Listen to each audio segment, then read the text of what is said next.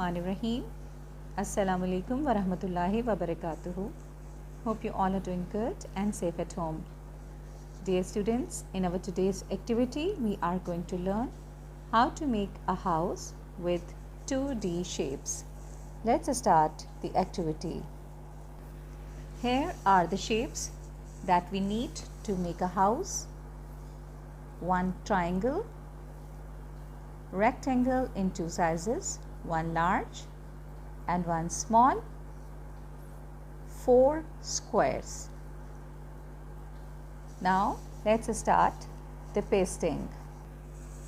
First of all, we will paste the large rectangle shape.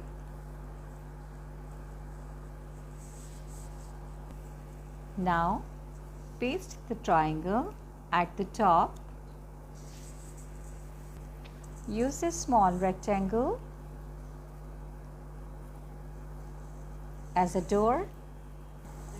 Now paste the square shapes as the windows.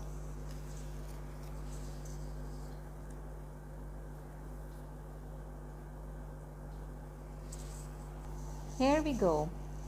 Our 2D house is ready. Dear students, do you know a house is a place where we live in? Do you know even the animals also live in a house?